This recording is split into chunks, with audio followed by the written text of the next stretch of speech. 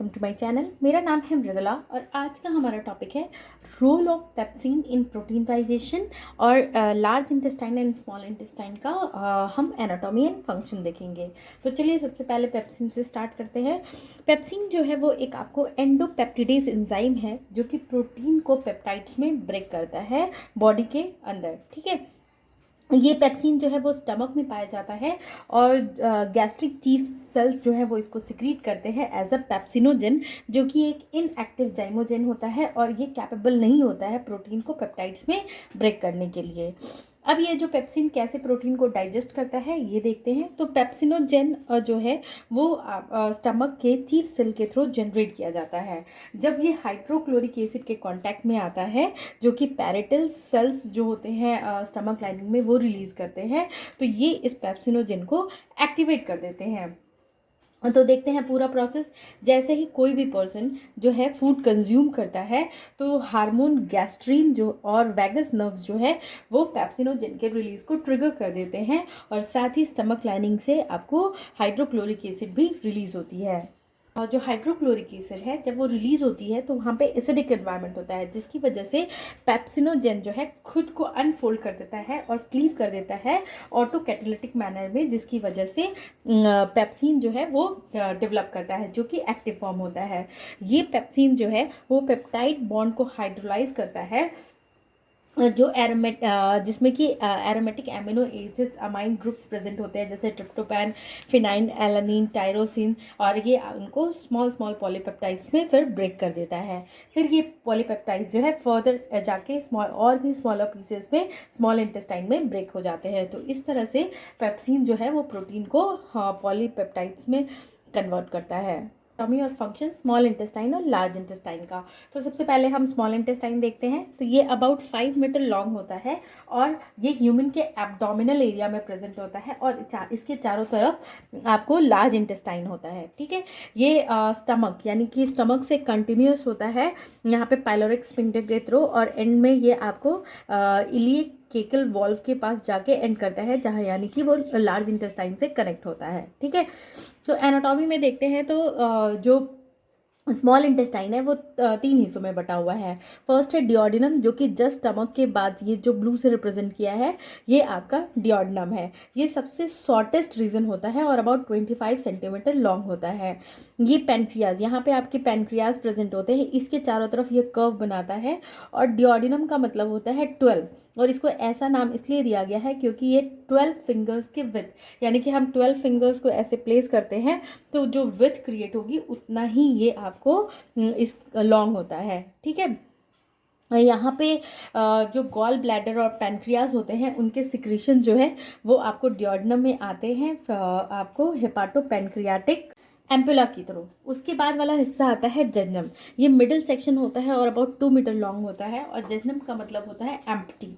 ठीक, और थर्ड जो है वो इलियम, वो टर्मिनल सेक्शन होता है, यानी कि स्मॉल इंटेस्टाइन वहाँ जाके एंड होती है और ये अबाउट 3 मीटर लॉन्ग होता है और इलियोकेकल वॉल्व जो के पास प्रेजेंट होता है, जो कि कंट्रोल करता है कि स्मॉल इंटेस्टाइन से लार्ज इंटेस्टाइन में जो फ्लो है मटेरियल का वो प्रॉपर तरीके से हो सके।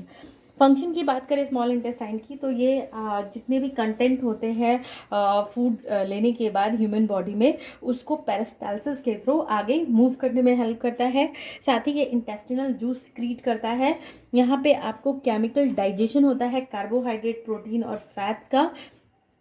इसके एंट्रोसाइटिक जो विली में एंट्रोसाइट्स प्रेजेंट होते हैं वहाँ पे ये माइक्रोब्स के इन्फेक्शन के अगेंस्ट जो है प्रोटेक्शन प्रोवाइड करती है।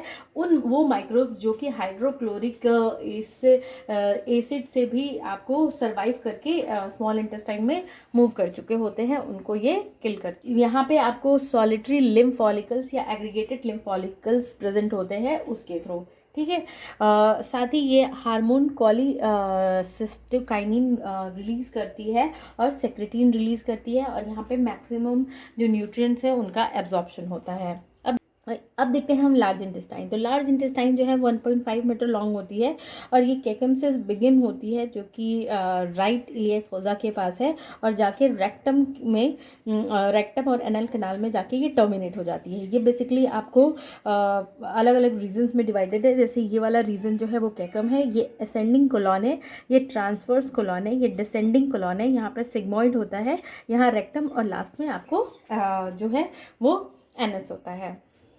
तो कैकम जो है सबसे फर्स्ट पार्ट है, ये वाला पार्ट है, ये डायलेटेड रीजन होता है जो कि वन एंड पे जो है वो क्लोज होता है अंदर की तरफ, और उसके बाद वो असेंडिंग कोलॉन की तरफ प्रोसीड करता है। यहाँ पे वर्मी फॉरम अपेंडिक्स होते हैं जो कि कैकम से ही निकलता है। ये अपेंडिक्स जो है वो निकलता है जो कि वन एंड पे यहाँ पे क्लोज होता है।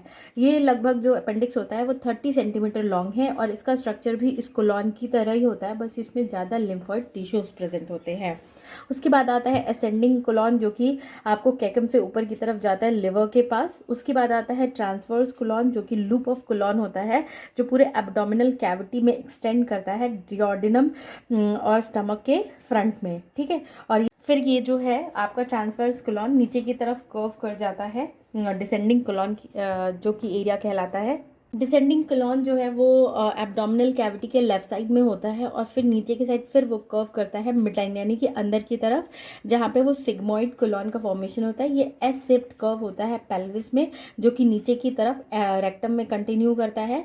रेक्टम जो है वो आपको स्लाइटली डायलेटेड सेक्शन होता है कोलॉन का, और ये 30 सेंटीमीटर लॉन्ग होता है। और सबसे एंड होता है वो है एनल कनाल, जो कि शॉर्ट पैसेज होता है अबाउट 3.8 मीटर लॉन्ग एडल्ट्स में। अब हम बात करेंगे कि लार्ज इंटेस्टाइन का फंक्शन क्या है। तो बेसिकली ये एब्जॉर्प्शन करता है, तो जितना भी आपका एब्जॉर्प्शन हो रहा है वो स्मॉल इंटेस्टाइन में हो रहा है। उसके बाद वहाँ पे वाटर का भी एब्जॉर्प्शन होता है, लेकिन वो वाटर एब्जॉर्प्शन फर्दर आपका लार्ज इंटेस्टाइन में कंटिन्यू रहता है जब तक कि सेमी सॉलिड कंसिस्टेंसी के फेजेस जो है वो नहीं बन जाते हैं। उसके अलावा यहाँ पे मिनरल सॉल्ट, विटामिन और कुछ ड्रग्स भी एब्जॉर्ब होते हैं जो लार्ज इंटेस्टाइन में ब्लड कैपिलरीज प्रेजेंट होती है उनमें। दूसरा है कि ये आपको लार्ज इंटेस्टाइन जो है वो रेजिस्टेंट पॉपुलेशन मेंटेन करता है, लगभग 500 स्पीसीज ऑफ बैक्टीरिया का, जो कि जो अनडाइजेस्टेड माइक्रोन्यूट्रिएंट्स मटेरियल होते हैं उनको डाइजेस्ट या फर्मेंट करता है। उसके अलावा ये इम्यून सिस्टम के साथ ये माइक्रोब्स जो है या बैक्टीरिया है वो रिएक्ट करते हैं और विटामिन जैसे कि विटामिन के प्रोड्यूस करते हैं। साथ ही जो हार्मोन्स की रिलीज़ है उनको ये स्टिमुलेट करते हैं, जो कि फैट्स के स्टोरेज में हेल्प करती है। तो ये था अबाउट आपका role of pepsin in protein digestion, anatomy and function of small intestine and large intestine. अगर आपको मेरा ये वीडियो पसंद आए तो प्लीज़ इसे लाइक, शेयर और कमेंट करें। Thank you for watching.